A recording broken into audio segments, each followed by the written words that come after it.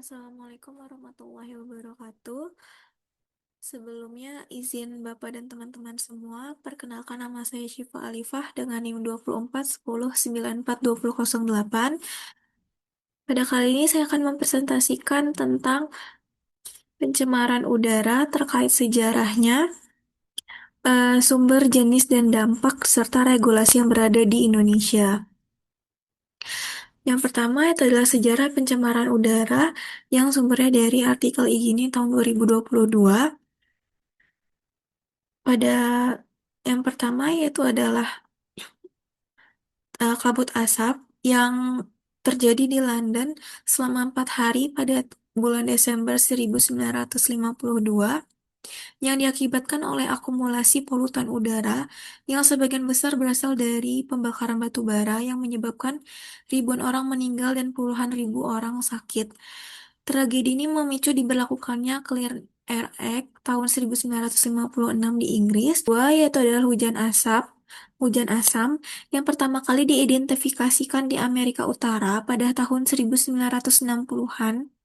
Asap dari SO2 dan nitrogen oksida NO yang dihasilkan oleh pembangkit listrik menyebabkan pengasaman air dan kerusakan lingkungan, yang pada tahun 1979 dibentuk konversi LRTAP.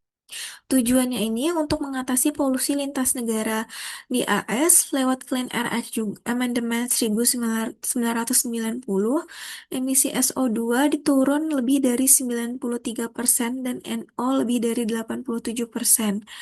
Yang selanjutnya adalah deforestasi dan eutrofifikasi akibat deposisi nitrogen.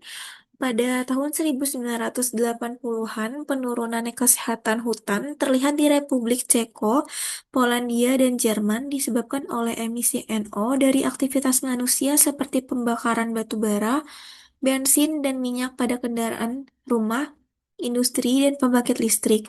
Deposisi nitrogen juga menyebabkan eutrofikasi di ekosistem air di Eropa, Amerika Utara, dan Tiongkok. Selanjutnya adalah ozon permukaan tanah yang ditemukan pada abad ke-20. Zat ini terbentuk dari reaksi antara NO dan senyawa organik mudah menguap atau VOCs. Ozon permukaan tanah ini terhubung dengan kematian prematur serta penyakit pernafasan dan merusak vegetasi dan ekosistem. Nah, dia juga termasuk ke dalam pengaturan Clean Air Act atau undang-undang. Yang selanjutnya adalah sumber, jenis, dan dampak dari pencemar udara.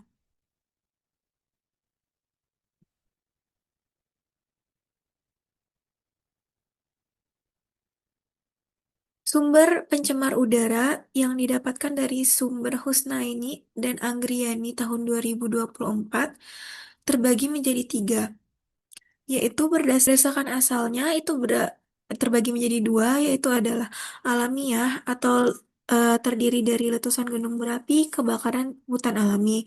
Yang selanjutnya berasal dari manusia seperti transportasi, emisi pabrik, kegiatan rumah tangga, dan lain-lain. Yang kedua, sumbernya berdasarkan lokasi, itu ada indoor pollution seperti di rumah, sekolah, kantor. Yang selanjutnya adalah outdoor pollution, contohnya kendaraan bermotor, industri, dan perkapalan.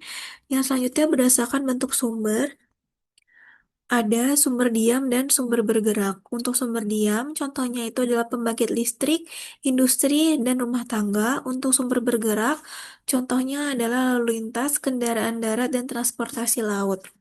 Yang selanjutnya adalah jenis-jenis pencemar udara yang sumbernya berdasarkan dari Yusrianti tahun 2015. Yang pertama adalah karbon monoksida atau CO.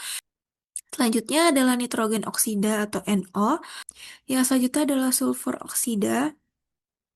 Yang selanjutnya yang keempat adalah hidrokarbon. Yang selanjutnya terakhir adalah particulate matter atau PM. Partikulat partikel debu dalam emisi gas buang ini terdiri dari bermacam-macam komponen.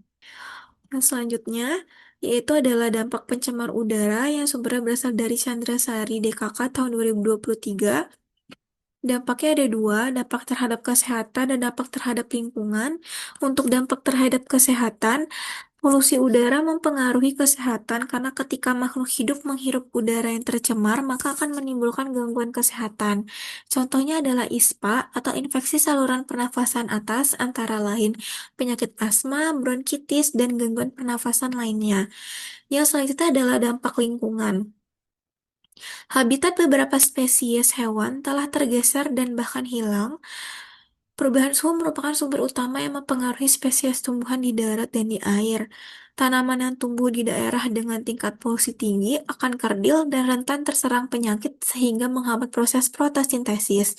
Oleh karena itu, berbahaya dan menghambat proses pembungaan tanaman.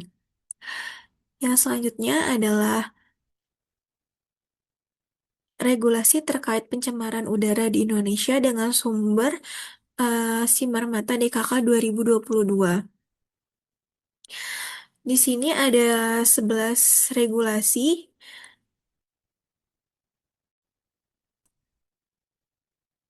Baiklah, berikutnya ini adalah referensi yang saya ambil untuk materi-materi sebelumnya. Baiklah, sekian presentasi dari saya. Apabila ada salah, mohon dimaafkan. Terima kasih. Wassalamualaikum warahmatullahi wabarakatuh.